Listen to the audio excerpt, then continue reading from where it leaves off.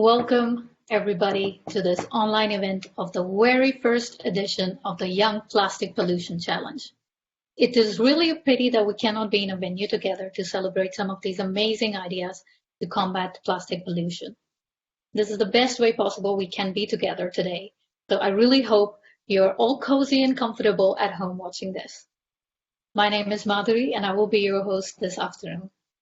I'm the campaigner of the Beat the Microbead campaign by the Plastic Soup Foundation. It's a campaign against plastic ingredients that are used in our cosmetics and personal care products. Together, we're gathered here to find out who will win the first ever edition of Young Plastic Pollution Challenge.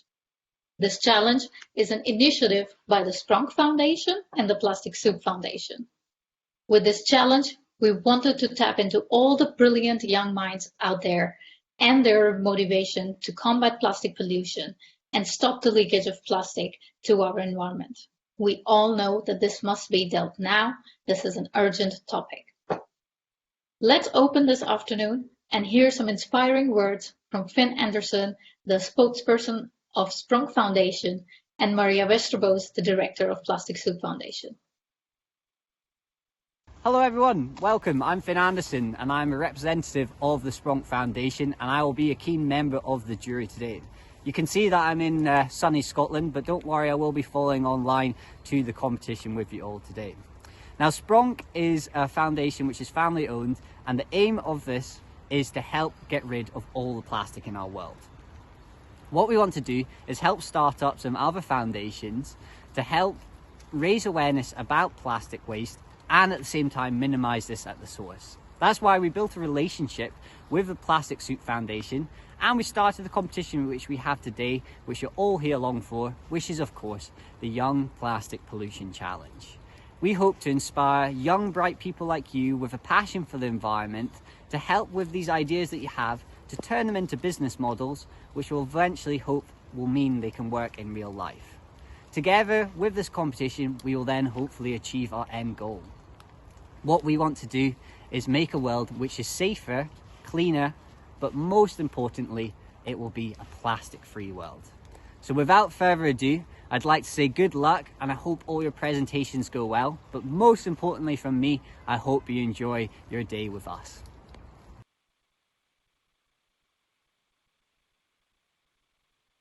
Hi, I am Maria Westerbos, Director and Founder of Plastic Soup Foundation. I started the organization 10 years ago and we became very successful in 3 pillars. Be aware, get educated and find solutions. And I'm very grateful that you are taking part in finding solutions for the plastic pollution of this world. Great work, guys. Keep on going. Thank you, Maria and Finn. We're also excited to just start with the event and hear all these brilliant ideas. Well, before we do that, I would like to introduce you very quickly to our judges today. Unfortunately, Finn Anderson couldn't join us today, but we're very glad that Zoe Koster can join us instead. She's the spokesperson at the Sprunk Foundation. Hello, Zoe. Could you show yourself? Say hi. Hi. We cannot hear you. You have to unmute yourself. Mute myself again now? Yeah. Yeah. Hello. Sorry. Okay. Very nice to have you here. Zo gedaan. Next, we have Harman Speck. He's the Innovations and Solution Manager at the Plastic Soup Foundation. Hello, Harman. Hello. Thank Nice you, to Marie. meet you. Yeah. Thank you. I wish everybody a lot of success today. Joining us today from the Great Bubble Barrier is Anna Marijke Evelins. She's the Chief Business Development Officer at the Great Bubble Barrier. Hey, Anna Marijke. Nice to have you with us today. We couldn't hear you. You could unmute yourself. Sorry, I said hi. Really great to be here and good luck, everyone. Yeah, thank you. We also have Fionn Ferreira joining us today. You might know him as the winner of 2019 Google Science Fair. Hello, Finn. Great to have you here. Hi, best of luck, everybody. And I'm really excited to hear your presentations. Great. Last but not the least, we have with us Moritz Koning, the investment director at Ponuk. Hello, Moritz. Lovely to have you with us here. Hello, everyone. Yeah, hello again. Lovely to be here, and very much looking forward to all your pitches and give it all you got. So this is our judges and jury for today. But before we start, I would also briefly like to introduce all our coaches today who are also joining us. We have Willemijn Witte-Ewe, the business developer at Aventure. Hello, Willemijn. Are you here today with us? Oh, you're mute.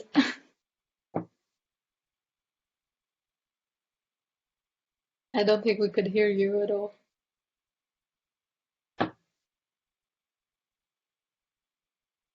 Yeah, we'll move on. And we also have Jose Kunst. He's the Chief Commercial Officer at Cure Technology. He's here with us today. Hello, Jose. We see you. Do we hear you? Yeah, we hear you. Nice. Wishing everybody a great day because we really need solutions for plastic. So I'm excited to see so much new ideas coming to the table. So good luck today, guys. Thank you, Jose. We also have Martín Lopez Cardoso. He's the CEO of Circle Economy. Hello, Martín. Hi, this is Martijn here.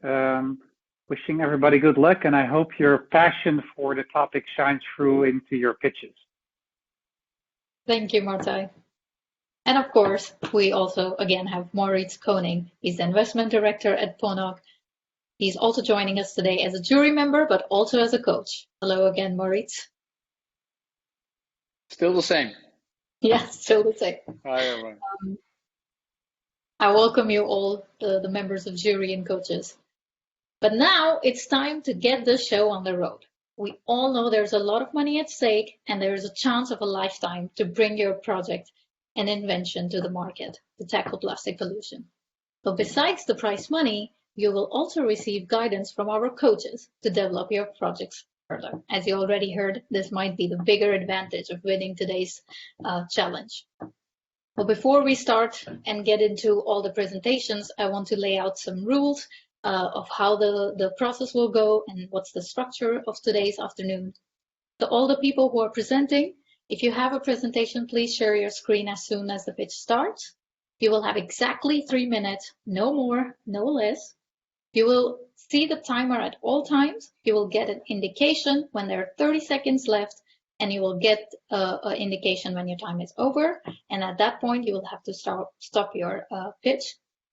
I'd also like to request everybody who's not actively talking to keep their microphone and cameras mute at all time. Thank you, everybody. If you have any questions, please drop it in the chat box. So we're ready. It's almost time to meet our 8 contenders. The first idea we will hear today is train your dog. Do we have Justin with us? Hi, good afternoon, everybody. Hi, Justin. How are you doing? Hi. Yeah, I'm doing well, thank you. Could you please introduce yourself a little bit? Yeah, sure. I'm Justin van Eck. I'm co-founder of Enjoy Cleaning Up. And it's an organization about litter waste and dogs. Yeah, how did you come up with this idea? It's a very unique one. Yeah, I wondered if there was a way to tell the story of litter waste, but in a positive way. So that's how it started.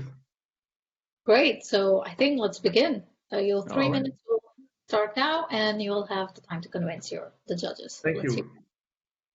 We were looking for an easy and fun way to make the world a little bit cleaner on a daily basis. I wondered if there was a way to tell a story on litter waste in a positive way. Most people like house pets, and with that in my mind, I decided to train my dog Joy to search for waste. In this way, we could show how much litter there is in a positive way. People don't look away, they are curious why a dog is searching for litter waste. Joy has her own backpack, so I can put things we found on daily walks in her backpack. If people see Joy with a plastic bottle in her backpack and in her mouth, they will look and start questioning what kind of dog it is and why she has a backpack. In 2015, we started cleaning with our dog Joy and started an Instagram page. After a week, I was speechless. Joy's page counted 1,000 followers, and it overwhelmed us. At this moment, we have almost 70,000 followers. People were inspired by Joy and started a movement of dog owners who trained their dog just like Joy, but then searched for waste. At this moment, Joy Cleanup proudly counts 300 dogs living within 12 countries. That's almost a dog on every continent. Every dog that helps us is a local hero and an ambassador for our movement. And of course, it's helping to spread the message. The Netherlands got almost 2 million dogs that needs for a walk multiple times a day. Imagine that every dog could do what Joy does. 6 to 8 million pieces of litter could be picked up daily. And that's just in the Netherlands. What if every dog owner on this planet will take just one piece of waste with them while walking outside with their dog?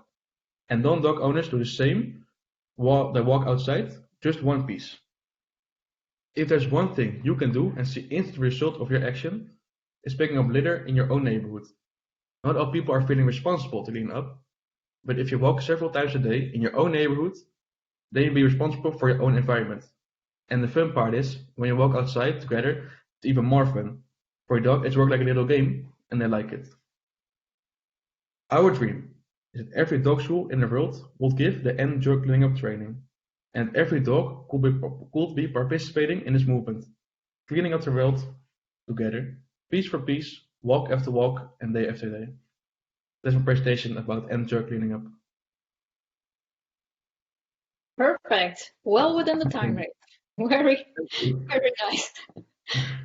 I'll just directly head over to the jury and the judges and see if they have any questions and comments for you. Yeah. Do we have any questions from Moritz, maybe? Yes, please. And I think before going into the questions,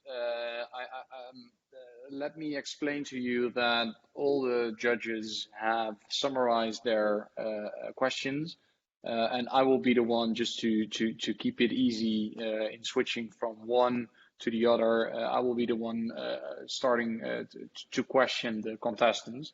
So it's not like I'm the bright mind having all the questions, but it really is a joint effort. But now moving into you, Justin. First of all, a very inspiring idea. First, I would love to have a dog. I have 2 cats. They're walking around here, so if they are blocking my camera, then you probably will know it before I do. I don't have a dog, but I love your idea, and I completely see myself walking through the forest or the dunes or wherever, and that my dog and I could help making impact in a very small way, but if we all do it together, actually in a very large way. So I love the idea of training your dog. Some questions. Is it difficult for a dog to train the difference between plastics or cans, or do you train a dog in waste in general? How does something like that work? It's not hard to train a dog. We let them pick the big things like cans or bottles, and not small pieces, because they can choke in the little things. But the cans can be sharp, and when we see that, we pick up at ourselves. But little bottles, they can pick up itself. It's not dangerous at all, but the cans can be dangerous, and the small pieces like candy bars surrounding, they can be dangerous. But the bottles, it's no problem. Cool. Suppose now that I've trained my dog, so I went to dog school. My dog school was participating. They were made aware about your campaign, and they said, "Yeah, we would love to train the dogs that come to our dog school." But how do you have any ideas how you can keep these dogs or dog owners engaged once they left dog school? So I understand that for some people it is a very natural thing to do, as in, hey, my dog has learned this, so why shouldn't I do this? But have you also thought of any ideas which you can do, for example, with the prize money, to keep dog owners engaged who are on the brink of becoming a true ambassador for your movement? Every dog that cleans is a local hero at our site. If you go to our site enjoycleaningup.com.nl, you see a map of the world, and every country has almost her own local hero. Every city has a local hero. So if your dog is cleaning with us, you are a local hero, and that's maybe a big cool thing you have, that your dog is a local hero. It's in the German community. So that's what we try. Would it be fun, for example, to have to make this movement even more strong? That if you can show that your dog keeps on cleaning, the dog would get some candy or some snack from your movement. Have you ever thought That's of a good idea. such a way of incentivizing also the dog, as in, hey man, you did a great job. I mean, the dog can probably look at his photo and do not recognize himself, but he will surely recognize candy, I guess. In the start of the learning, they get candy, so they're happy when I found a can or a bottle, and at the end, when they have a bottle, that's their treatment. The bottle is their treatment, is their toy. So okay, that is already okay. Yeah, at the beginning, the candy is the treatment, and later, when you're more advanced, you got the bottle as a prize. Cool. Last question. If you would think about how are you going to reach all the dog schools in the world, or let's make it a little bit easier, all the dog schools in the Netherlands. What do you need today to reach all those dog schools? And how can we, or how could the prize money help you with achieving that goal of getting your dog training into every single dog school in the Netherlands? I think with good marketing, with special marketing, and we also go to primary schools for children, so they can learn all from the younger ages. With the prize money, we can offer them a bigger school system with the cleaning, and if they have a dog, they can teach their dog, not only the dog schools, but only little children. Go home, tell their parents, oh, today I learned about enjoy cleaning up and that kind of stuff. With the money, we can offer them a fun learning way. Once a year or once a half of a year, we go to a primary school and tell them the story of us and spreading our message. Okay, thank you. Thank you. These were my questions. Once again, I really love the idea. I'm positively surprised, and I really would like to congratulate you that you already have 300 dog ambassadors worldwide. I think that's a great achievement. Yeah. And I mean, thank you for your pitch today and your questions, or your answers on the questions I've raised. Thank you very much. Thank you. Thank you, Justin. And normally there would now be people applauding, but I don't know how we do that on Zoom. So, thank you. Thank you very much, Justin. Thank you, Moritz. Thank you, Justin. Thank you very much. Next, we have Green Healthcare. Green Healthcare team, do we have you here? Yeah, hello. Hi. Hello. Introduce yourself to the attendees. Yes, I am Kim, and I'm a fifth-year medical student. And during my study, I discovered that we have a bit of a plastic problem in hospitals. And well, as a future doctor, I thought maybe I could be a person to tackle this problem. That's very interesting. That's the kind of waste that we don't think about. It's always bottles or something that's on the street. So that's great. Let's start with your presentation, and yeah, your time will start now.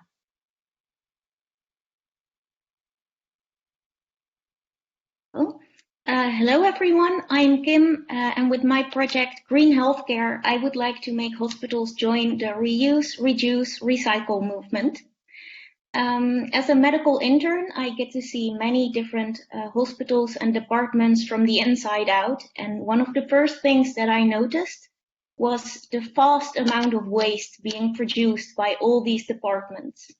You have probably, during this corona period, seen all the face masks littering the streets, but that is nothing compared to the huge amount of waste being produced in hospitals with all the disposable isolation gowns, surgical drapes. Everything is basically plastic and disposable. That started a long time ago when a large study was published that said it would be safer infection-wise to use disposable materials. And I started wondering if that is still true. The way hospitals work in the Western world is that they work evidence-based, which means that you need to have a lot of good information and research to back up any change you want to make in the medical world. So what I did is I gathered a lot of evidence, a lot of studies that can confirm that there are no more in-hospital infections if you use reusable surgical drapes or isolation gowns, for instance. So I can show hospitals, look, it is equally safe to use reusable items rather than only disposable plastics. So I would like to inform hospitals as well as support them in what materials can you buy in the future. Will you be buying this material or that one, and why, and how long will these last you? At first, I would like to support hospitals with this, and this will mean that they need to invest some money into buying more cleaning options, washing machines, new materials. At the same time, they will also be saving a lot of money on their waste disposal. Waste disposal is very expensive for hospitals because everything is labeled as medical waste. And studies have shown that they will save around 30% on their costs for waste disposal if we switch to reusables. So I would like to work together with hospitals to reduce their amount of waste. And I believe that together we can make healthcare green. Thank you so much. Right in time. Perfect. Let's see, how do I stop sharing? Did it stop sharing now? Yeah, it worked. Okay. Yeah, perfect. We'll straight away now go to the jury and see what questions and comments they have for you. Yes. Yes, hello again. Wow, this is a easy to overlook industry. That was my first reaction when I read your pitch or when I read your materials. But again, when I listened to your pitch, I think you do an extremely good job of creating urgency. Again, of a easy to overlook industry. And yes, of course, during these weird COVID times, we know, or at least it seems like everyone knows a lot about hospitals and what they should or should not do. But yes, when you said, hey, there is a lot of waste created, a lot of plastic waste, one-time waste created in this industry, my first reaction was indeed, yeah, this is true, and this is a problem. So great analysis. However, there is also a flip side on this analysis, and that is that there probably is also a reason why so much waste is created. And if we as the jury come from the outside in, our hypothesis would be that it is health and safety is such a non-negotiable argument, that in this industry where every life, rightfully so, counts. Why take a risk with a reusable if you can have a sterilized, if that's the correct word, again, I'm not medical, but a sterilized new a material that I can use. So could you give some insight on how you see this very harsh status quo environment changing from disposables to renewables, just the psychological change? Yes, in the 90s, there was a large study that was published that showed that you had less in-hospital infections when you used disposable items. And well, I mean, it's very easy to understand because once you throw it away, you throw away all the bacteria and you just take a new one that doesn't have any bacteria on them. But since then, we have progressed a lot with ways in which we can clean items. And there have actually been a lot of studies that I believe hasn't been looked at enough that compare, for instance, surgical drapes that you put over a patient during surgery. And they double-blinded look if surgery is done with the reusables or the disposable drapes, which one had more infections in the patient, which one had more risk for the stuff itself, and there was no difference. So it's actually equally safe nowadays to use the reusables. Yeah. It's just a matter of getting people to see that, to see the research, because a million studies, medical studies, are published every day. And I think these are quite easily overlooked because they are not about an amazing new type of medicine or cure for something. Yeah, understood. Wow, pretty cool insight. Thanks. So if safety is not so much of an issue anymore, and unfortunately you are talking to an investor, so we have to talk about economics. What would be the average impact? So I think you said 30%, as in 30% of yes. Savings on your waste disposal. Am I correct? Yes. But if you would, are you able to boil it down to a number? So let's say, is 30% equal to 10,000 euro on an annual basis or 100,000 euro? I literally don't have a clue. So do you have any ideas on that? I don't have any numbers for how much a hospital pays on waste disposal, but I did get some rough calculations on what it would cost to get rid of the the disposables and buy the reusable items. And that would be around 100,000 euros per hospital if you do not get any discount. But I take it that a large buyer, such as a hospital, if they buy in bulk, that they do get a discount. So the real cost will probably be lower. So it is a bit of an investment, but because you save money on the waste disposal side, I believe that in the end, it won't make that much of a financial difference. Okay, thank you. Let's look a little bit ahead. So you said in your pitch, my first step I would like to take is informing the hospitals, and I think that part of the informing is done via actually your answer on the first question. It is equally safe, if not safer, and it is equally cheap, if not cheaper. And by the way, you're helping the environment.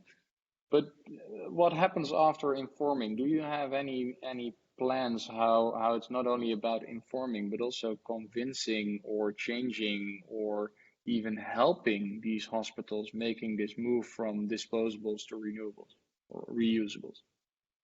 Yes, in the Netherlands we have a thermometer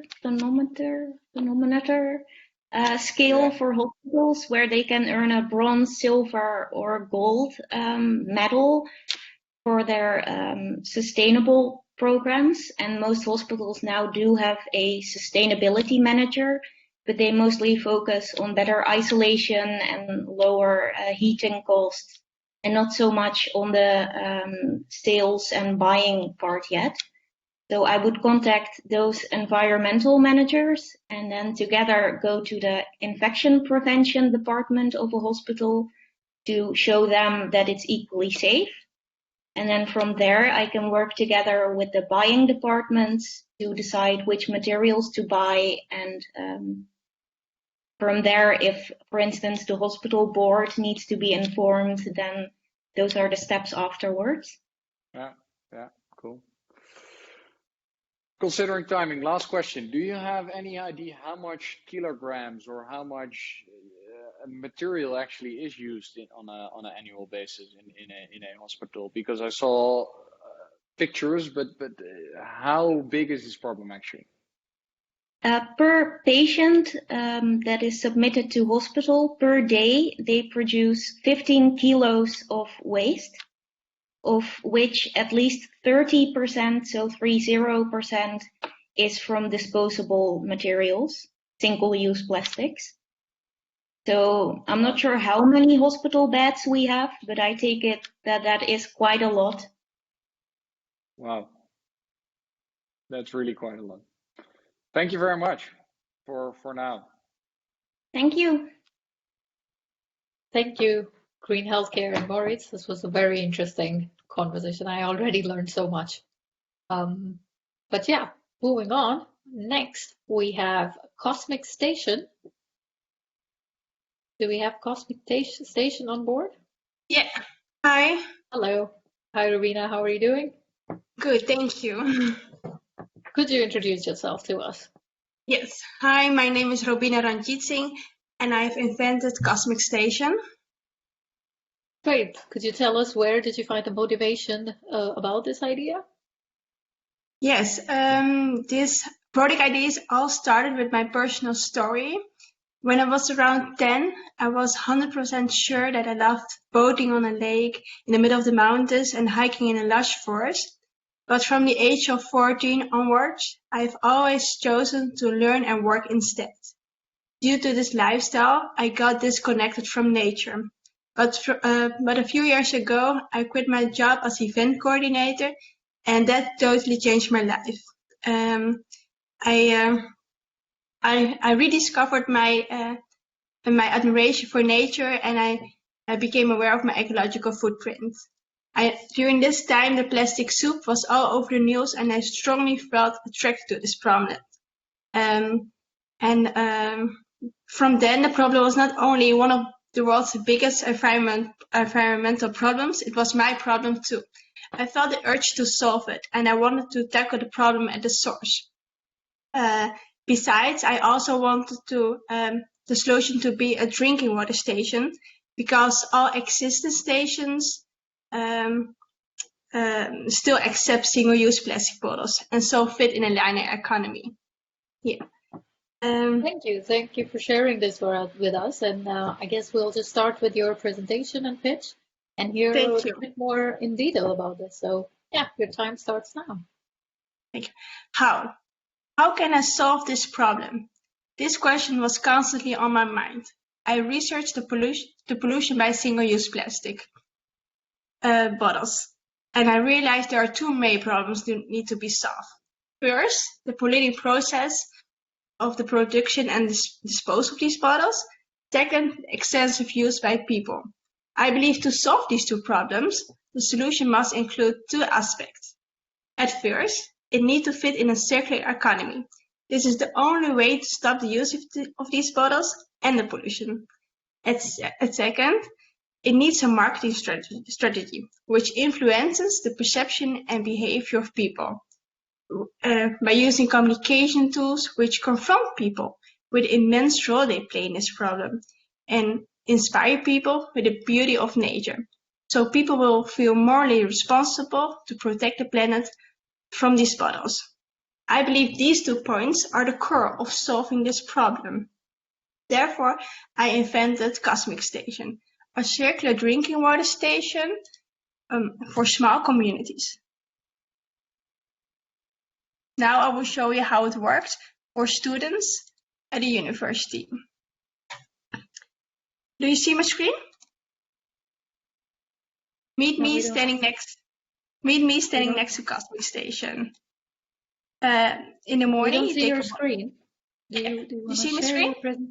Oh, No, sorry. we Okay. don't. Yeah.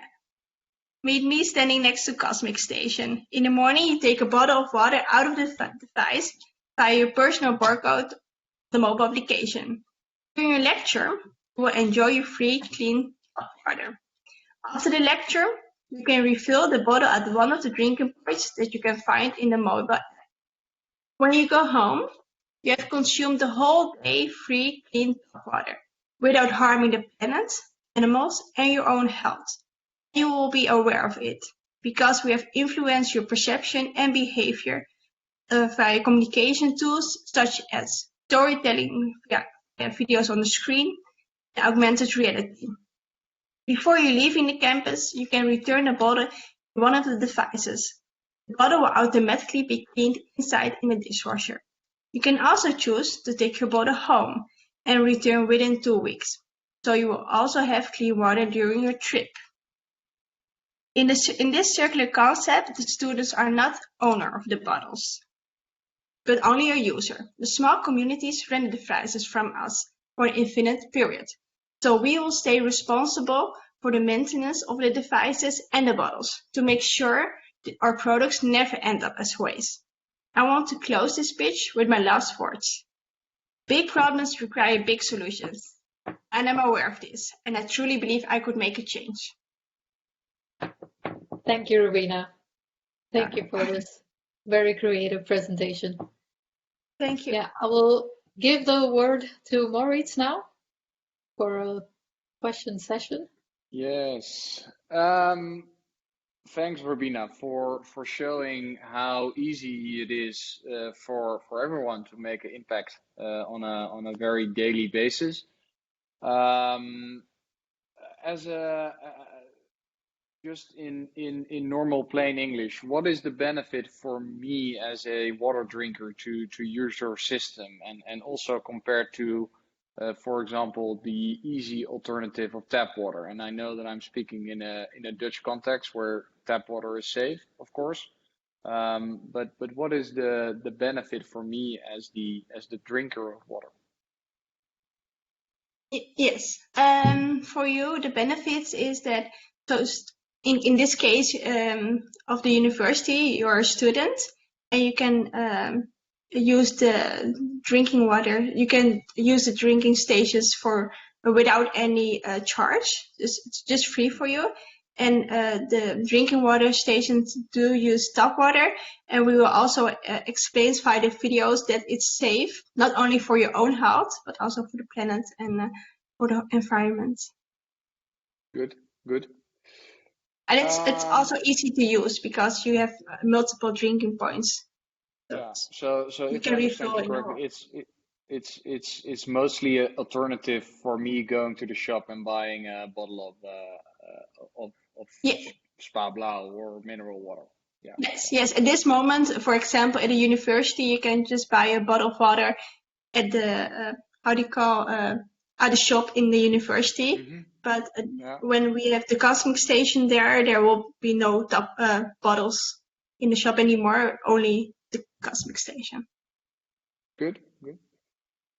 Question of a totally different order. Have you thought about comparing the impact of the manufacturing process of your bottles, including your refilling stations, compared to single-use plastic? Is it something that crossed your mind? Yes, it does cross my mind, but I've no enough knowledge and experience with product development. But this is, I believe, I want this product concept to be circular. This we also need to use materials which has been used before. So we try to use not new materials. Yeah. Okay. Yeah. Okay. So you try to. Okay. Thank you. But still, the production needs energy. Yes. Good. Actually, I would have had many more questions, but I was also requested to keep a little bit more track of time than I did with the previous two question rounds. So I would like to thank you for now, Robina, and thank you very much for showing us again how easy it is to make a daily impact. Yeah, thank you. Thank you, Moritz. Thank you, Rivera. We'll move forward with the krill now. That's our next presentation in line. Hello. Hello, Pablo. How are you doing? Hi, good. Should I introduce myself? Yes, please go ahead. I'm Pablo Rodrigo and I'm project manager of Krill, and today I'll be telling a bit more about our project. Do you want to tell us a little bit about your inspiration and motivation behind this project? Yeah.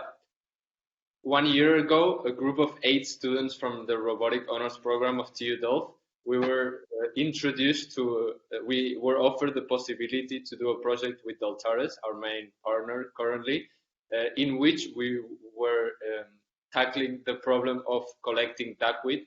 However, once we started looking into this project, we found out the amount of challenges that are found in the water pollution field.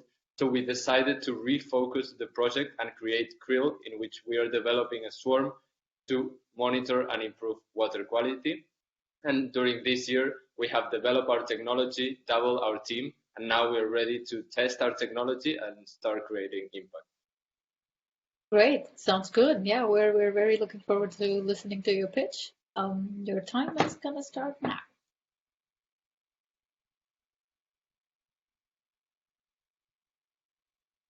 Every year, 8 million tons of plastic enter our ocean, of which the majority comes from rivers.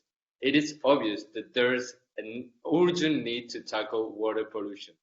We, as Krill, believe in tackling the problem at the source.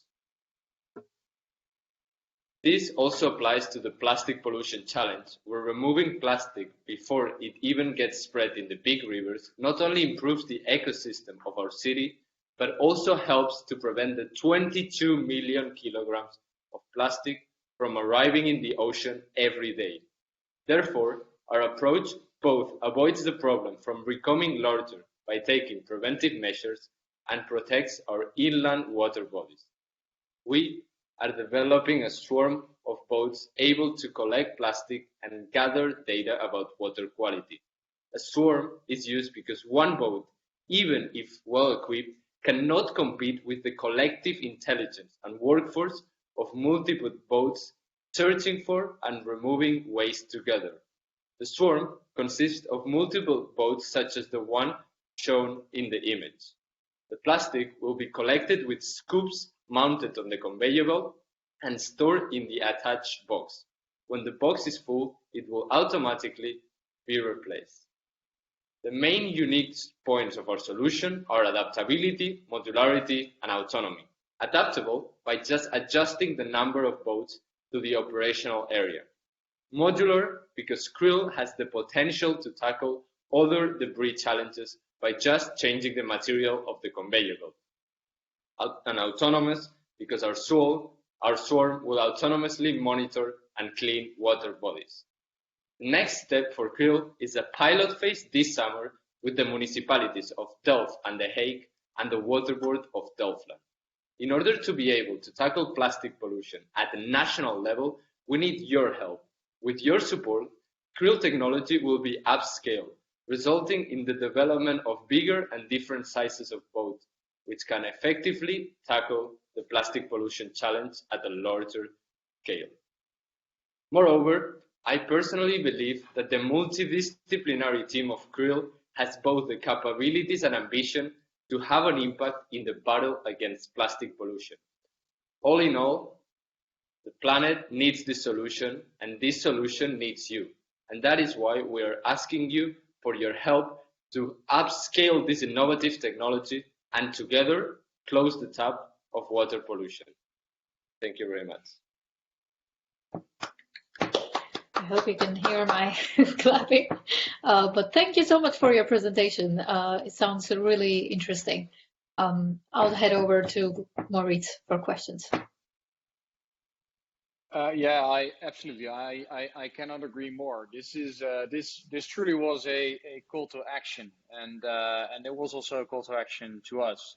Thank you very much. And I'm quite sure for the Dutch natives under us, I'm sure that you will find at least one pan in the Hofvijver, which was thrown in by a protester 2 weeks ago. Set aside that not so funny fact,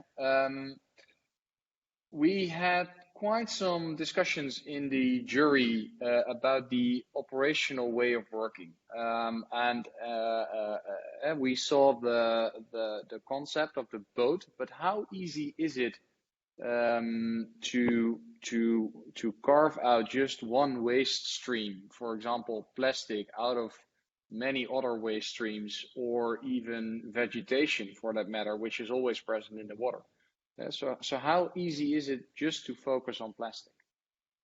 Yes, thank you for your question. So if I understand correctly, you're asking how is it possible to collect the different debris that are found in the water and not only plastic?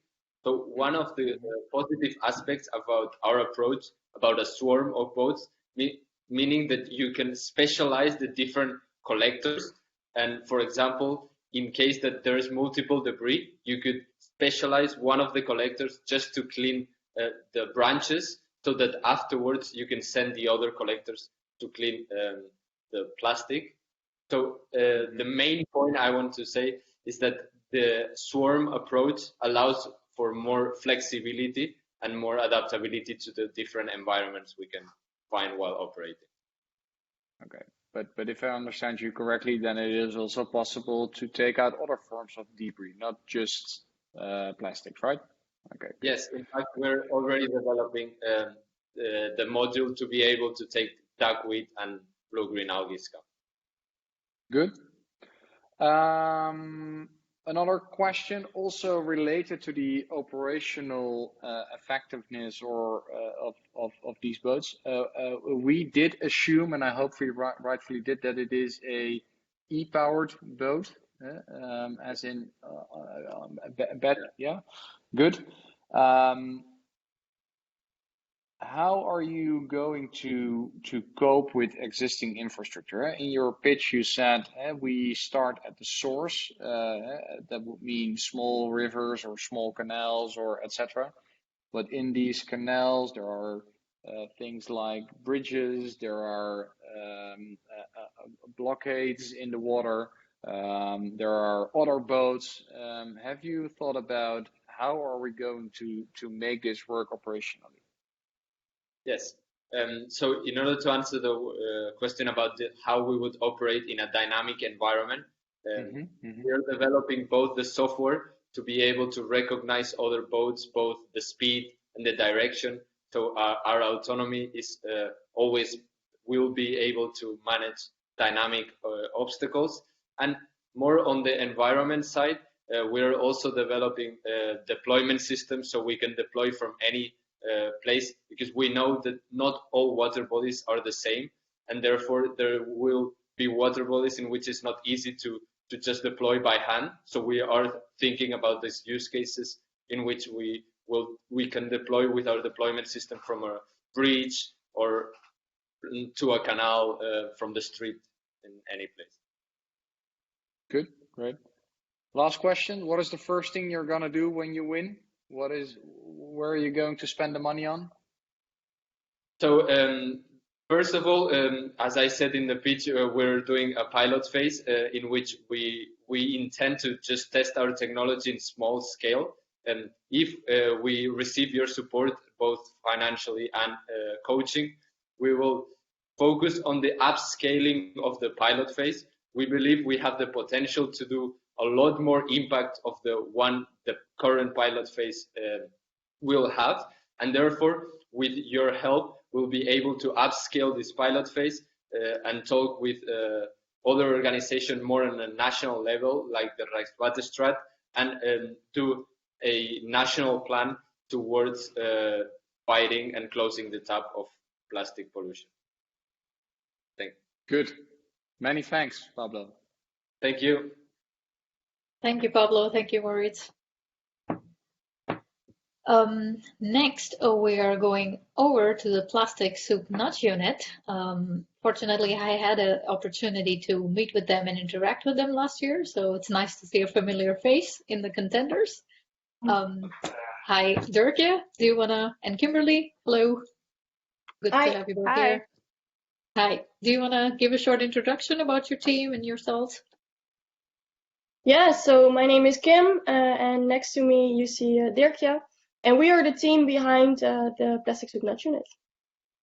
Yeah, hi. Do you want to tell us a little bit more about where you're coming from with this idea? How did you come about introducing Plastic Soup Nut Unit? Yes, definitely. Thank you. We've been both madly in love with our oceans since we were little girls. And we both graduated as behavioral change experts from the same masters. And we worked together years ago during an internship. But we always stayed in touch, and when we found out about the mutual passion that we have for saving the oceans, we decided to put our relationship as competitors, which we are nowadays, aside, and start an alliance instead to work together on this issue that is so incredibly important to us. Fantastic. Yeah, I'm looking forward to your presentation. Let's hear it. Your time starts now. Thank you. All over the country and all over the world, behavioral insights teams have popped up everywhere, working on the behavioral aspect of societal issues, such as climate change. We've also noticed an increase in attention for the plastic soup problem, especially in the Netherlands, thanks to initiatives such as the Great Bubble Barrier, the Ocean Cleanup, and of course, thanks to the Plastic Soup Foundation and the Sprong Foundation.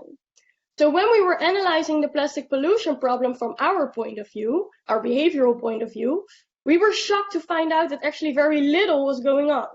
That's when we decided to take matters into our own hands and start the Plastic Soup Nut Unit.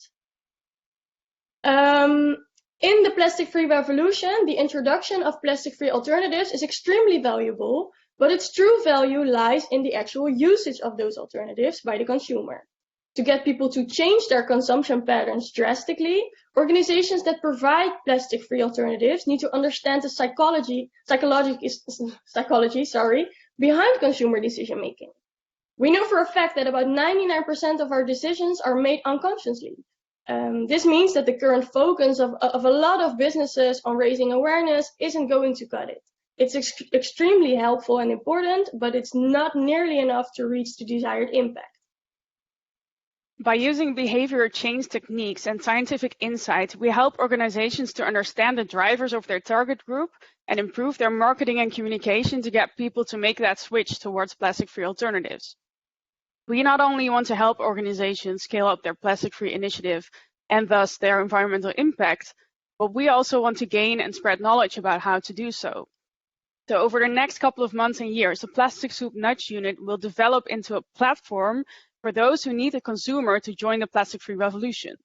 Because in order to make plastic-free consumption the default, we need to make behavioral thinking and behavioral design the default within all organizations that are involved. The consumption of plastics is the very core of this problem, of the pollution problem. Because as long as we don't change that, we will always be fighting a running battle. We believe that a behavioral revolution is needed to make plastic-free consumption the new default. In order to do that, we have a huge challenge ahead of us. We need to get millions of people to make a switch to plastic-free alternatives, and that's exactly what the Plastic Soup Nudge Unit, hopefully with your help, is going to do. Thank you so much. Thank you, Kimberly. Thank you, Dirkje. Indeed, it is a very influential way to look at the problem. Very interesting outlook. I'll give the stage to Maurice now. Thank you both. And I mean, your company immediately attracted my attention. And to explain, I did a minor in behavioral economics. So for the people who did not study economy, everyone in economy starts with the assumption that the human is a rational being. In fact, it turns out that we almost are never a rational being. You said 99%. I live or I tend to think it's a little bit less than 99%. At least that's what I hope, because otherwise it is not so fun to be a human, I would guess. But setting aside that question, so love the idea. I'm a director of an investment fund. We are a group of about 12 to 14 different companies. It doesn't really matter which companies, although you might know Swapfiets, so let's take that one as an example. I go into Swapfiets and I say, hey, here are Dirkje and Kimberly from Plastic Soup Nudge. What are you going to change in this organization? So something that we found out while talking to a lot of businesses that are involved in the reuse revolution is that they reach a certain target group that is already pretty green oriented, but they actually don't reach the mass. And we think that to scale up the impact of such businesses, it's really important that we reach that mass. And something we know from behavioral science is that the drivers and the people who are very green oriented are actually very different from the drivers of several other target groups. So I think that we see it as our job to help these organizations reach different target groups so that they can scale up their impact. And by different target groups, you mean their employees or their customers or? Yeah, I mean their customers. Okay. Yeah. Okay. Good. Sorry. Yeah. Okay. So so you are going to help an organization like Swapfiets making their customers aware on the impact of plastic pollution or the way that they could help by using, for example, Swapfiets.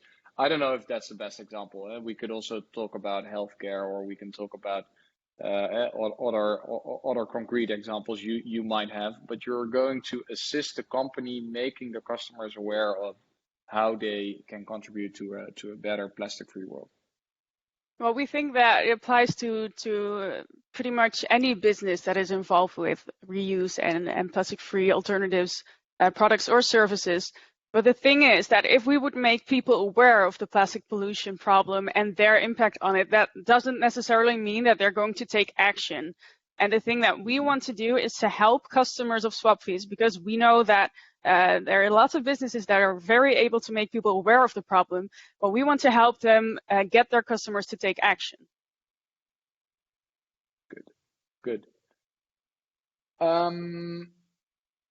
I mean, every business has many risks. What do you consider to be your largest risks in when deploying this more of a less consultancy type of model?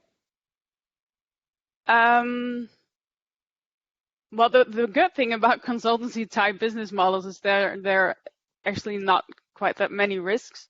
I think that our biggest risk is that we don't reach a target group as well as we hope to do. We've talked to a lot of businesses before and they seem to be very interested. But one of the problems that we encountered was that lots of businesses didn't actually have the funds to work with us, to hire us.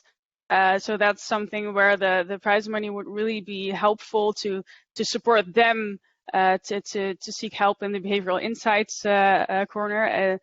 But another risk that we see is that the plastic-free revolution is actually not as far as we would hope it would be.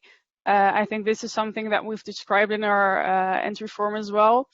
In order to scale up, the businesses that we work with actually have to be able to scale up. They have to be able to attend to large numbers of customers because we really want them to make a large impact. Good. Many thanks. Many thanks. Thank you too. Thank you, Kimberly. Thank you, Dirkje. Thank you, Maurice. We'll move forward now, and the next idea to be pitched is called MAP. Do we have Antonio? Yeah, I think maybe it should be popping up in a moment. Yeah, here you are. All right. Yes, I see you. Hi. Hi. So I suppose I might as well introduce myself. Yes, please. Yeah. So good afternoon, everyone. My name is Antonio Lopez Rivera, and I am an aerospace engineering student. I'm a member of a multidisciplinary team at TU Delft that consists of engineers, computer scientists, and designers. And we're currently working on a project based on human-robot interaction with a focus on scanning and connecting litter. Nice. And do you want to talk a little bit more about your motivation, inspiration? Yeah. So we all live near the beach in The Hague and have often been amazed by the large amount of small litter and plastics that can be left behind. Even though the municipality has different programs to keep the beaches clean, such as tractors and other means, we believe there is more that can be done to contribute. After some analysis and some brainstorming, we came up with the idea to combine AI and robotics with gaming aspects, not only to decrease the amount of litter, but to try to increase awareness about the issue. Perfect. We're ready to hear it. Your time All starts right. now. So can the video be seen?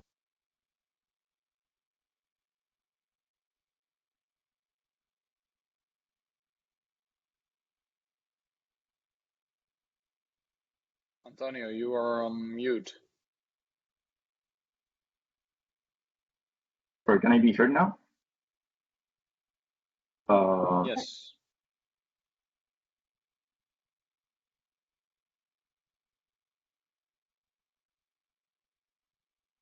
Can I? Is it fine now?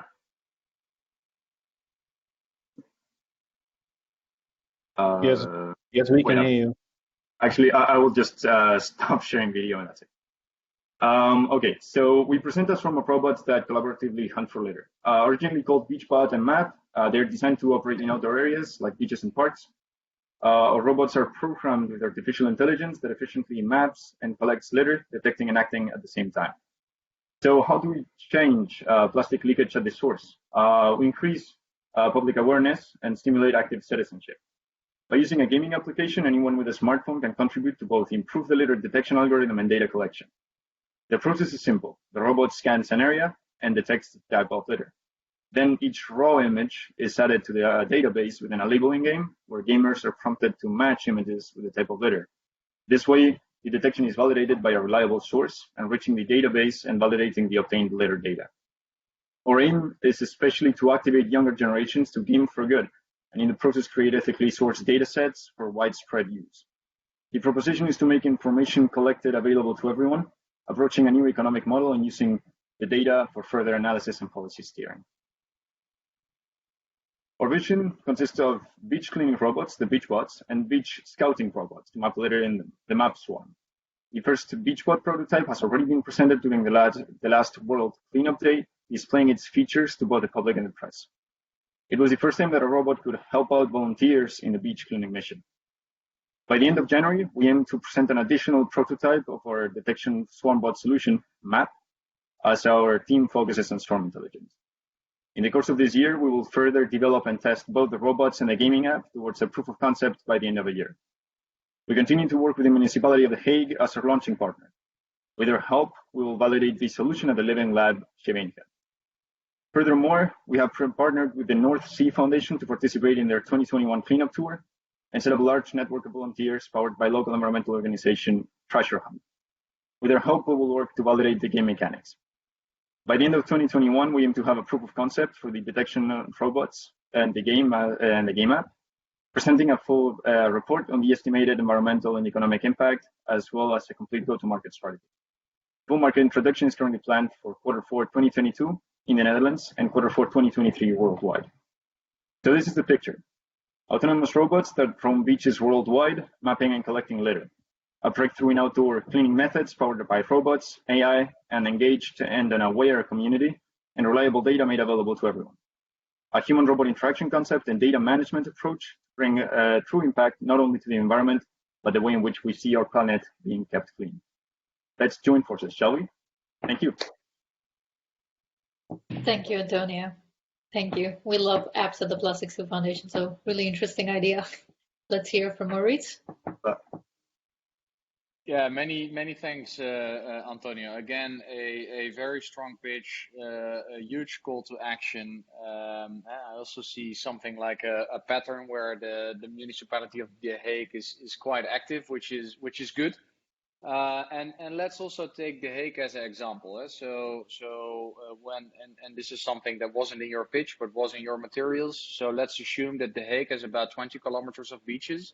And in your pitch you said, or not in your pitch but in your materials you said, for a kilometer we are more or less able to charge the municipality about 15,000 euros in order for mapping and cleaning up this kilometer of beach.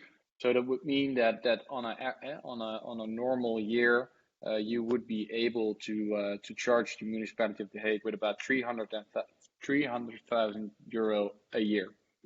How much bots would you need for such an area, 20 kilometers long? And what is and that's the second question, and what is the investment you should make in one of these bots?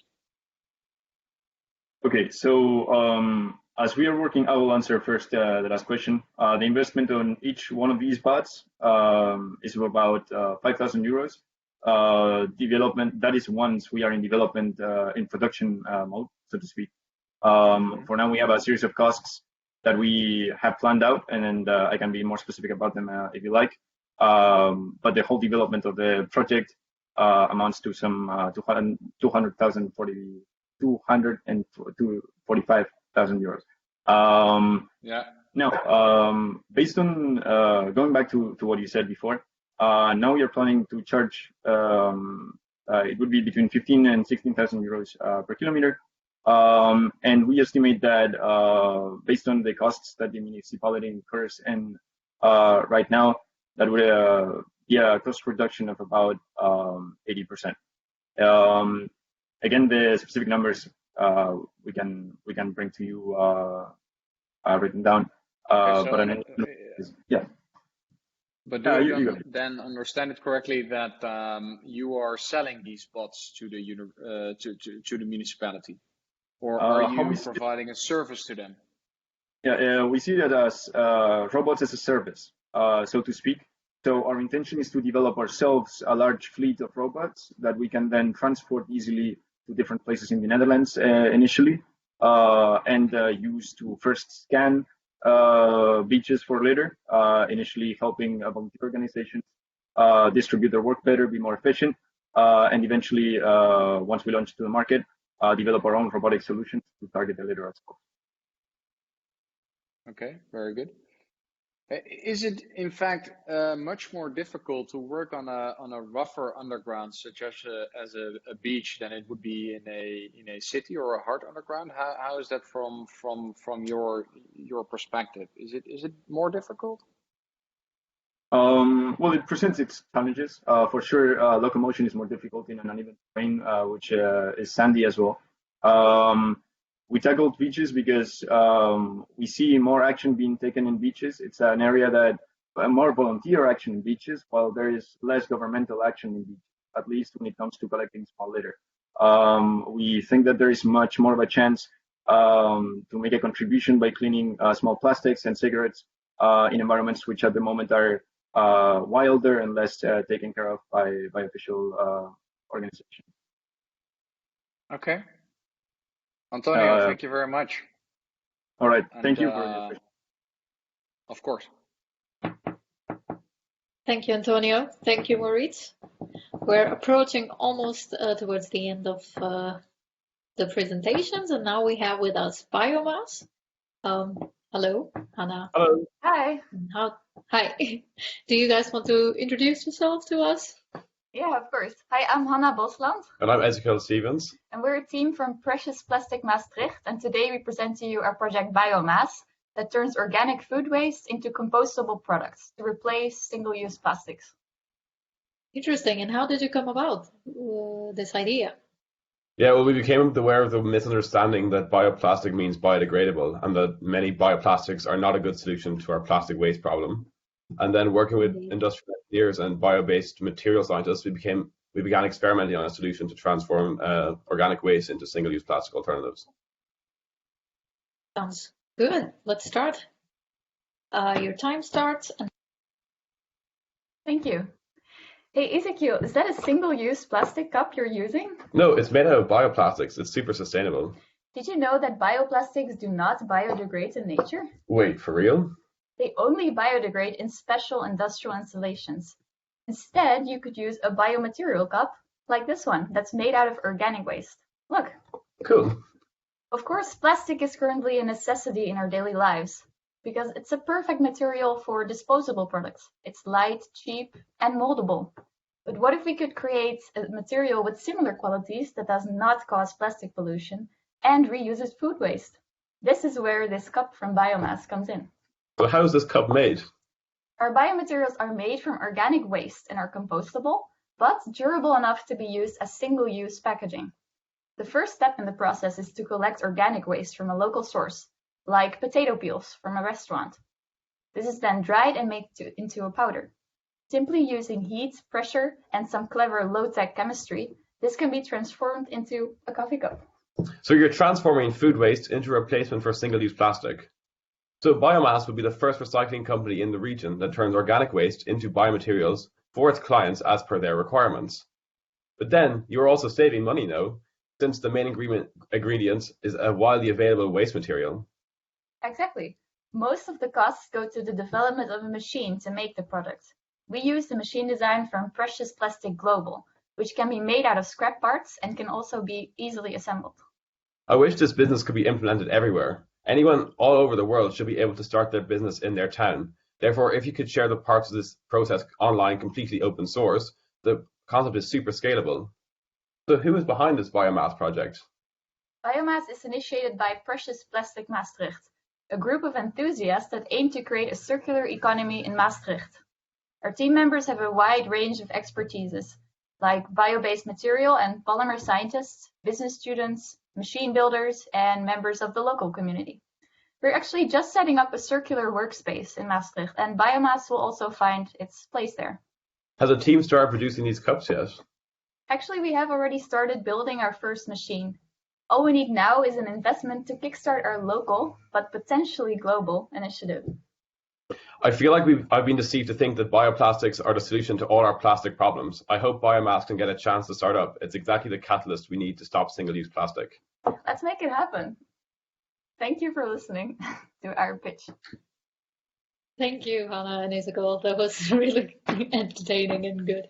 I'm really interested to see the discussion around this. Over to you, Moritz. Yeah, I would like to order some cups for my office space, and unfortunately we are not allowed to enter due to COVID. But I would love to have these cups, and it is really a pain point for me that we throw away so many cups in office environments simply because they're free and easy to use and easy to throw away. So. I love to place an order, but I would like to know, of course, whether it affects taste. I mean, I love coffee, but I don't like coffee that has a different taste than coffee. So did you do any test, or is there any risk in taste? Yeah, so we were testing with different biomaterials. So we've already done tests with wheat bran, and that's like an easier one to start with, but we've also worked with orange peels and different, also potato peels. And so the thing is, in general, there's not any taste impacts at all, even when we don't use a lining. But then the next step for us is to start doing research and development on a biomaterial lining that can then be used in these cups to make it even more food safe. Okay, because that makes up a natural bridge to the not so personal but more a general question. Are you prone to any regulation concerning food safety or yes? Okay. Yeah, so right now the thing is we're using only food safe. The reason why we started with wheat bran is because it's a food safe. It's food, so it's like a waste product that's also being used as dietary supplements. So you can buy it in bulk from flour mills in a food safe way. But the next step is then to work with regulatory bodies in the EU to basically see how we can regulate these things, which is doable because we're using food safe waste. In that way, it's already food safe. So it's about fine-tuning our process to ensure that all parts of the process are still going to be okay. Yes, but we should definitely adhere to these food regulations, and these are tests that we have to do. Suppose you are producing on full scale. What would be the price difference between the right cup and the left cup? Well, this is something that's we will have to find out during our pilot period. But we also think that while it might be a little bit more expensive, the customer or the client, they save on waste disposal, and also they will pay for our service, which is also very local, and it has a very easy to understand and very sustainable story. So we hope, at least in the beginning, when it might be a bit more expensive, that they will also opt for this option because of the story that's behind it. And as well, add one thing. One of the strong points on this is we want to do this in a way that people can start this business in all parts of the world where recycling infrastructure is not so developed. And that way, it's an open source thing that someone can take and adapt to a different business model once we have provided our proof of concept. And in that way, then it's scalable, and other people from around the world can then take advantage of the work we've done and adapt it and fine tune it to their local environments. Yeah. Good.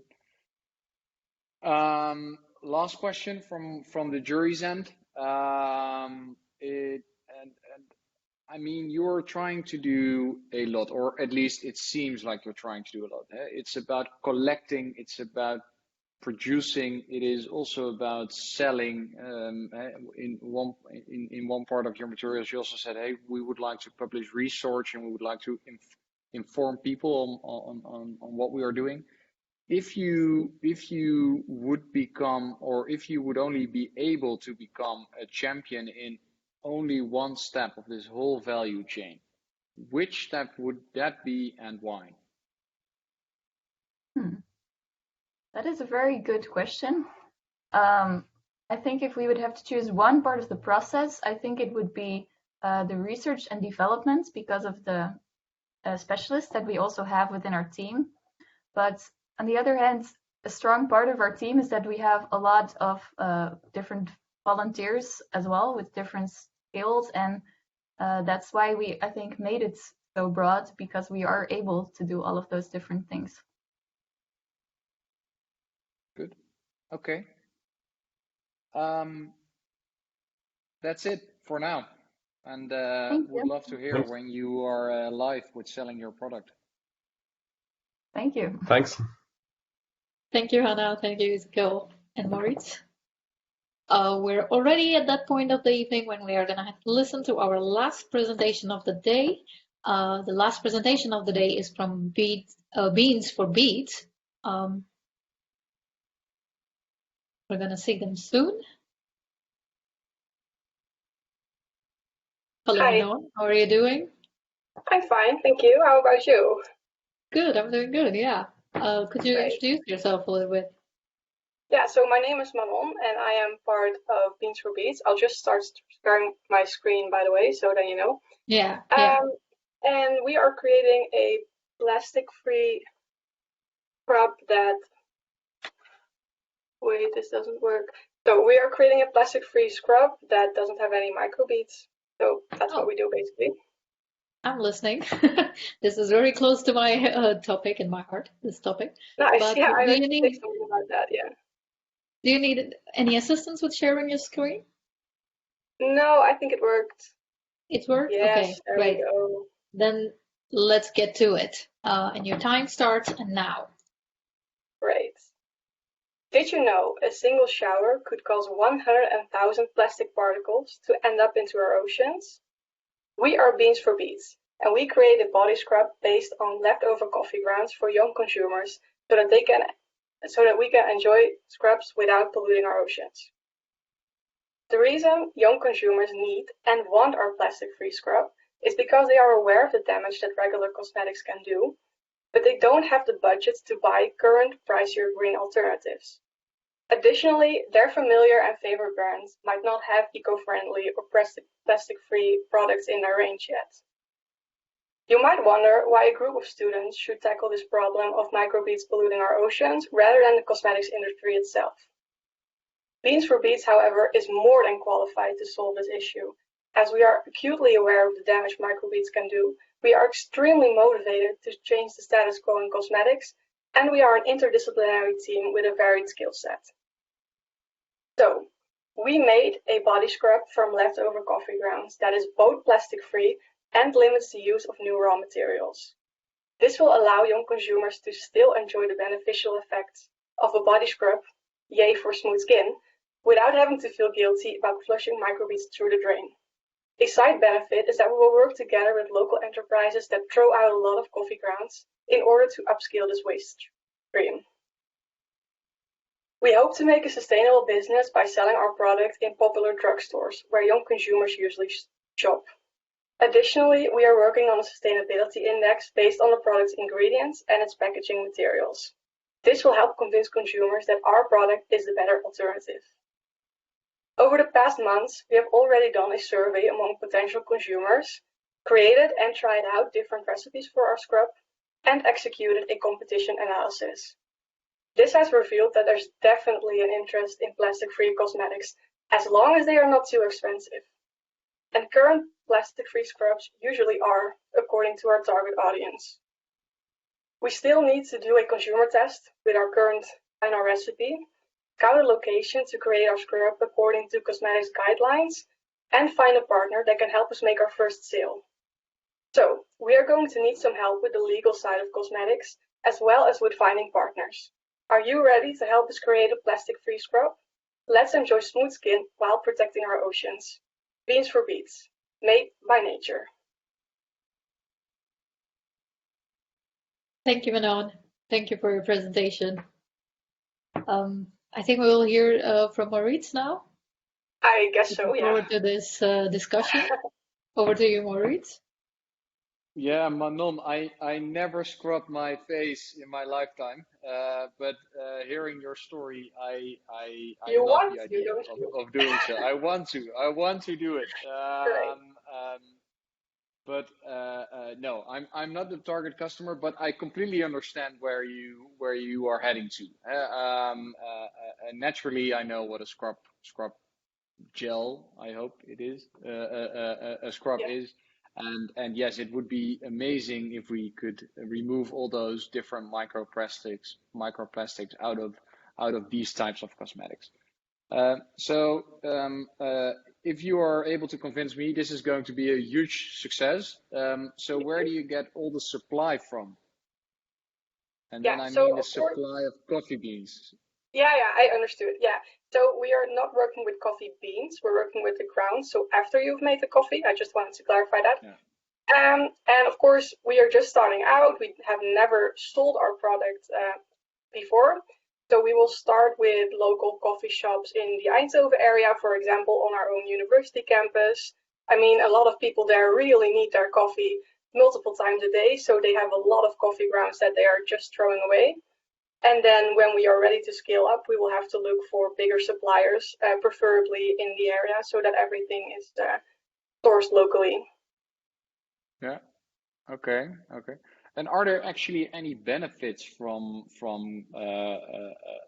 beans over, for example, salt or sand, or for that matter, microplastics? Well, of course, the benefit over microplastics is that it's natural, so it doesn't really have any damaging effects for nature or for the environment in our oceans, for example. If we start comparing the better alternatives, so for example, sugar, salt, coffee, then in our opinion, coffee is better because it's a waste stream right now. So we don't need to use a completely new material to create the scrub. We are using something that is at the moment being thrown away rather than having to source something that is new and usable as is. Because sugar in your kitchen, you can just use that. You're not going to throw it away, you're going to use it. And the coffee ground you throw away anyway.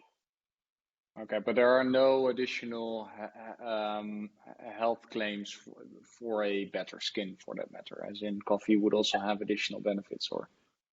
Not that we know of, and that's also not something we try to focus on. No worries. Two questions on competition, but perhaps one on competition could also be your greatest ally. So how would you protect yourself from competition? Well, at the moment, I think our biggest benefit over our competitors is that we're cheaper. So our survey showed like the target group that we're focusing on are mainly young women, and they are aware of climate change and the things that they as an individual can do. But if you look at price points, current plastic-free scrubs range around between 10 to 15 euros, while regular scrubs in the same size are 7 or 8 euros. And we calculated that our scrub can be around the price point for a regular scrub. And that's what makes it attractive to especially that target group. Okay, cool. And if you can produce so cheaply, would it be an option to also, aside creating your own brand, would it be an option to license out your ideas to big cosmetic players, making even more impact than what you're trying to do today? Perhaps that's not something that we have considered up until now, but maybe in the future that would be interesting. Yeah. Okay, cool. Then I think I have asked the last question of all the jury members to you, Manon, but also to all the contestants of this challenge. So out of questions. Thank you, Marit. Thank you, Manon. I wish you all the luck. And if you're able to develop your brand, you can come to us and we'll give you the Zero Plastic Insight certificate. Great. So I wish you good luck. Thank you. That brings us to the end of all the presentations this afternoon. It was really nice and exciting to hear all of these ideas to tackle plastic pollution. I'm really looking forward to who's going to be in the winning.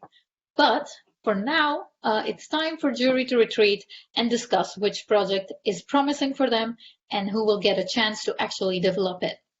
So we'll take about, let's say, 10 to 15 minutes, but stay tuned because while judges are going to discuss behind the scenes, we have a very exciting and inspiring video by Fionn Ferreira. So just grab a drink and relax. And yeah, we'll see you in 10 to 15 minutes.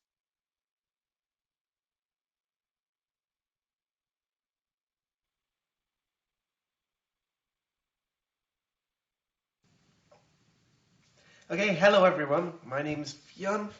You've probably already seen me at this point, but I'm pre-recording this little session.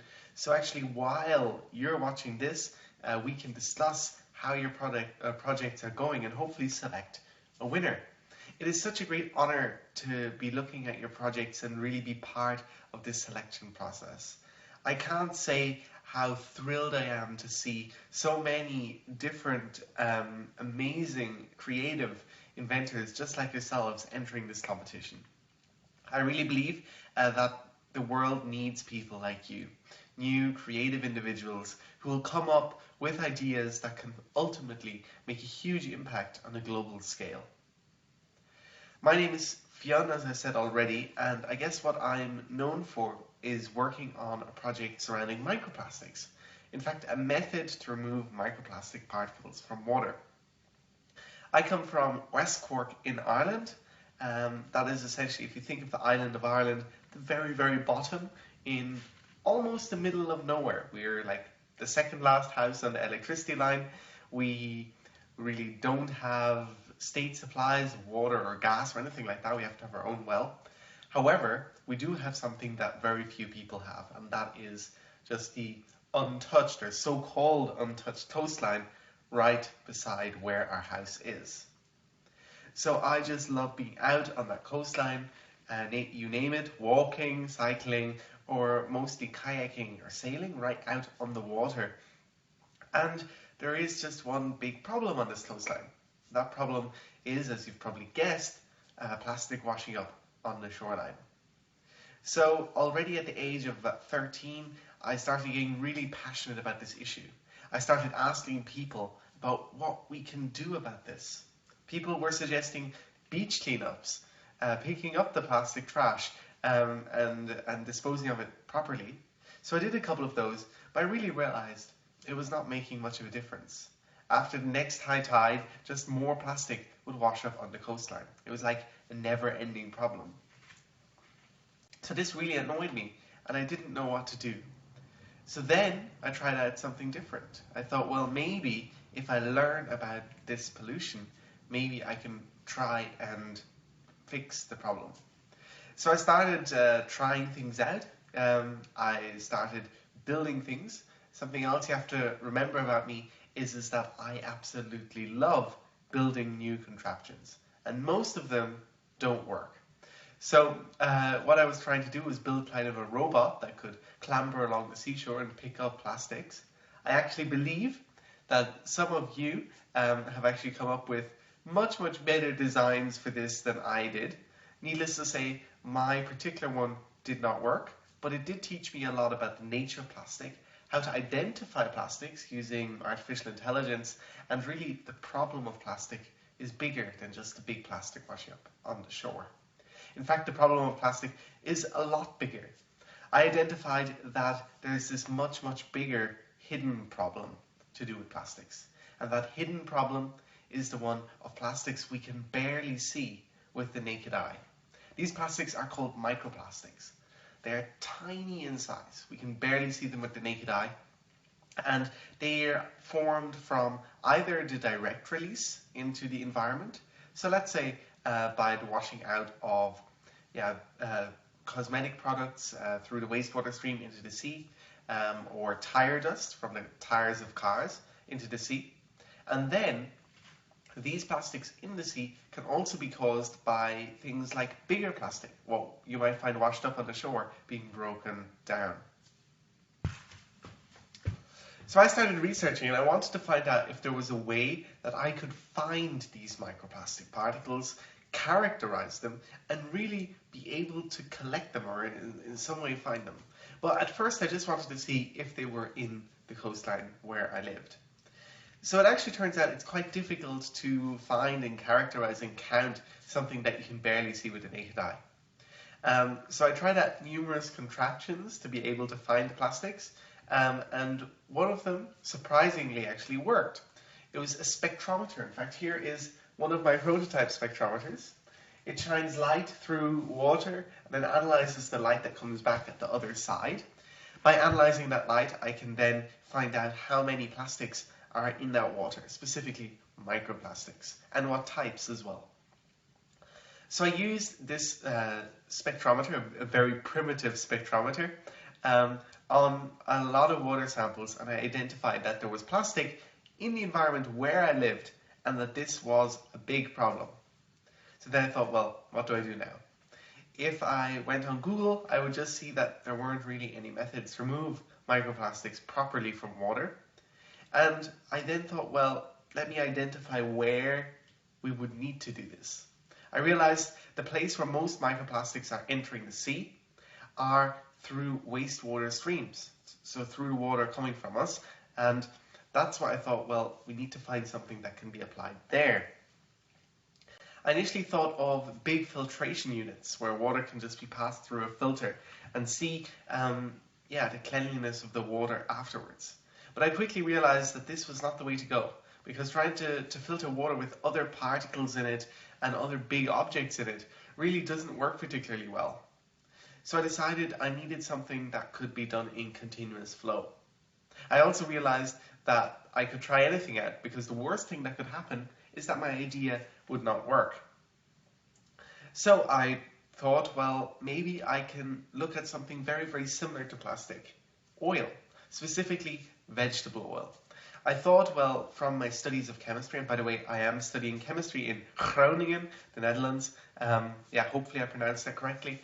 And essentially, I was looking at the non-polarity.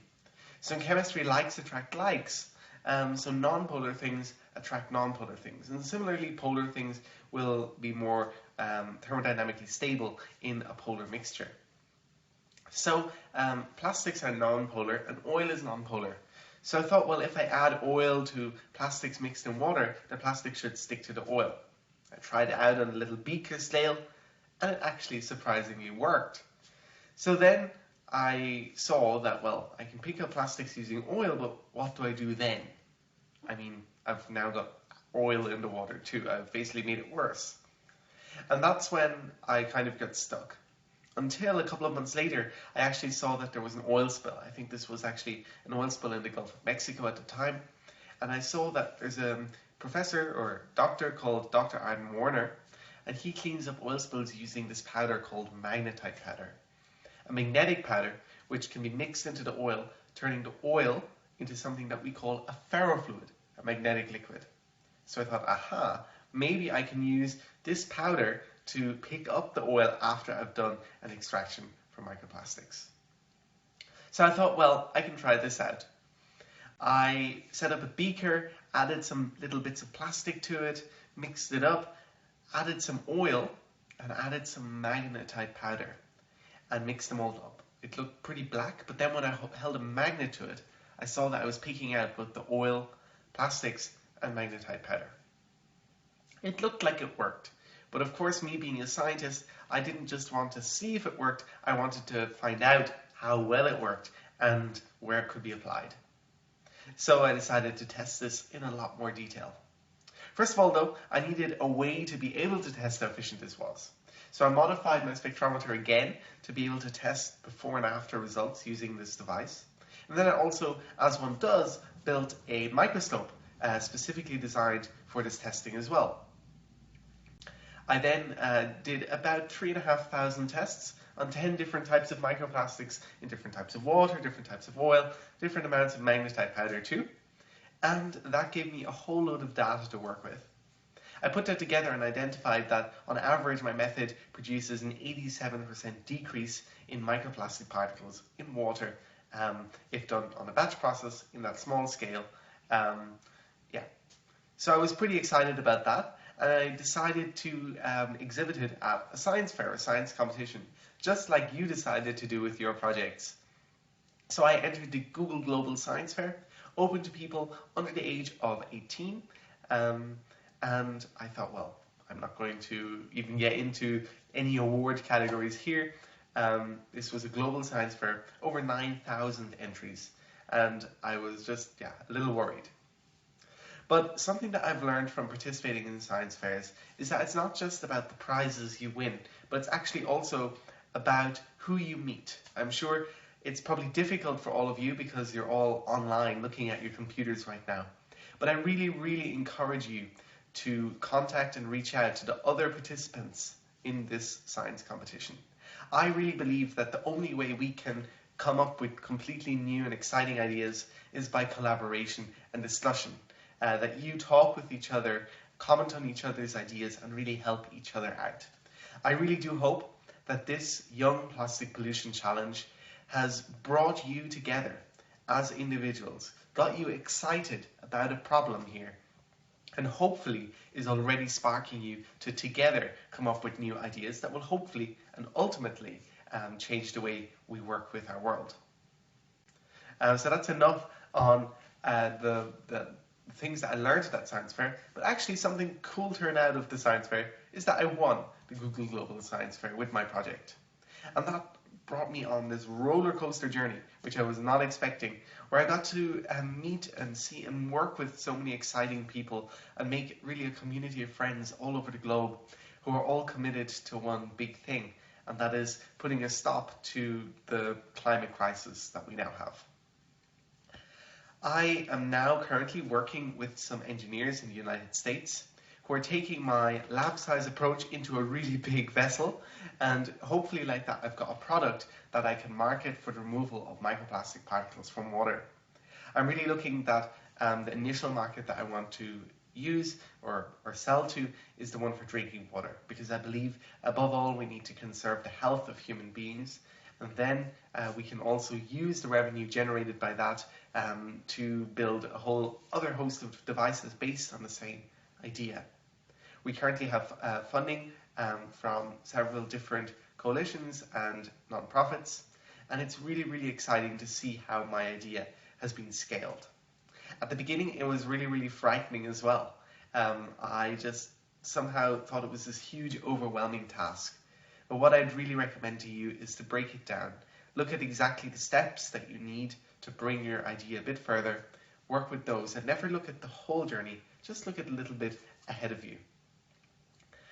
I am currently working together with National Geographic, and there I'm trying to set up a platform which is designed for people like you and me to share tools with other aspiring inventors and creators, specifically those who don't have access to professional labs or professional equipment. It's really intended for students and younger people who just want to get active, try building things and try creating their ideas, putting their ideas down into a prototype or reality. I will be launching this online platform, which will be article and video based very, very soon. I would really, really love to hear some of your contributions. And if you are interested in sharing some of the tools that brought you to this stage with your projects, that brought you to the finals of the Young Plastic Pollution Challenge, then I believe it would be absolutely wonderful if you would like to share some tools with me. You can listen and follow to my story. The story, I wouldn't exactly call it a very long one yet, but hopefully I will get somewhere with my devices to remove microplastics from water. You can follow me using any of the social medias that you use. You can also reach out to me by email. I really am excited to see where some of these projects are going to go and would love to be able to maybe comment and give some ideas to you along the way from experiences that I've seen in this creative process, or vice versa. I'm sure you also have ideas and comments that you can use in my ideas as well. I would ultimately like to point one more point out to you, and that is that all of you have shown amazing tenacity, creativity, and sense of play in coming up with your ideas. I believe that the sense of play and playing with science and engineering is the ultimate thing required to come up with creative and new ideas which will change our world. And I believe that every single one of the ideas here today has the capacity to make an impact, at least on a national scale, if not an international scale. I wish you the best of luck in your future endeavors with your amazing ideas. And I can't wait to be part of the judging panel that releases the awards in just a couple of minutes. Thank you. Hello, everybody.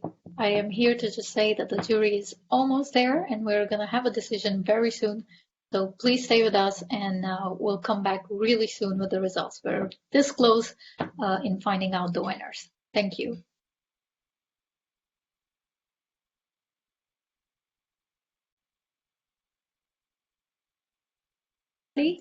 This is it. This is the moment where we're going to find out who is going to win the first ever edition of the Young Plastic Pollution Challenge. We're moments away. Zoe Koester from the Sprunk Foundation will announce the winners. So I will not waste more time. Let's go to Zoe and let's hear out who is going to be winning the challenge. Very excited. So Zoe, I just want to make sure that everybody can hear you. Hello? Yes, perfect. We can hear you. So, yeah? Yeah. Okay, I hope you're all ready. I want to say everyone did very well. We were impressed by everyone, but unfortunately we can only name one winner and the runners-up. So I would like to start with the second runner-up. We think it's a very new and innovative idea. Their data collection will inspire people to become future ambassadors, and therefore the second runner-up, third place, is MAP. Woohoo! Thank you very much. That's fantastic. Congratulations, MAP. Do you want to share your feelings with us? How are you feeling? You're the second runner-up for the first ever edition of Young Plastic Pollution Challenge. Congratulations. Thank you very much. We are of course honored, and well, for us it means a lot, and it's definitely a sign that we are, I suppose, moving in the right direction, and that we can keep working on this. Yeah, fantastic. Congratulations once again. Enjoy your day. Have a drink with your teammates. Thank you very much. yeah, I guess we'll move forward and find out who's the first runner-up of the Young Plastic Pollution Challenge. Zoe, back to you. Yes. So I'll move on to the first runner-up. So there was a bit of a discussion. It was very close, but we thought this was a very good idea because it was in an easy to overlook market, and we would help change the attitude of this industry towards waste. And therefore, the first runner-up is green healthcare. Woohoo! Hello, Kim. Hi. Congratulations for being the first runner-up. Yes. Are you excited? Do you want to share your feelings with us? We're really happy that you were the first runner-up. Really happy. I was so nervous, so now it's Yeah, you did it. And I really hope that you are able to take this project further. It's really, as Zoe said, it's an overlooked market, and really hope that wish you a really successful future ahead. Thank you. Well, without further ado, it's time to announce the winner of the first ever edition of Young Plastic Pollution Challenge. So I'll give a bit of a drum roll, Zoe, just so you know. So let's hear it. Right. I hope you're all ready for it. This is for the winner of the Young Plastic Pollution Challenge. We think this is a better solution than many others we've heard of for single-use plastic because it uses an open source methodology like precious plastic, and it's very close to our goals and themes. So without further ado, I think I'll just say it. The first prize goes to biomass. Woo! Congratulations, Hannah and Isabel. We are so fantastic. Oh my god, I can't believe it. Just breathe, let it all in. Let me say it one more time. You're the winners of the first ever edition of Young Plastic Pollution Challenge. First place winner. It's fantastic. Thank you. Thanks so much. I don't know what to say. Oh yeah. I guess lots to celebrate today. Yeah. Thank you so much for giving us this opportunity. We were so happy. And yeah, we think we're going to bring it very far. And also the fact that it's open source, we hope we're going to help so many people with this. And we hope it's going to change the way we use single-use items. So yeah, thank you so much. Congratulations once again. I really wish you success with the journey ahead and a good time with our coaches. Hope you all have a very learning experience. Yeah. We will get after this. Congratulations once again. Thank you. And that brings us towards the end of this afternoon, which is fantastic. And I want to congratulate again to all winners. And a big, big thank you for everybody else who participated. Your ideas were so inspiring and so motivating. And I really hope that you can take it forward. We truly appreciate your efforts and your presentations. The results of the competition will be, of course, published on the website of the Sprong Foundation and Plastic Soup Foundation. And if you have any questions, you can always reach out to us. So I want to thank you once again. Congratulations, everybody who won. Thank you, judges and the coaches.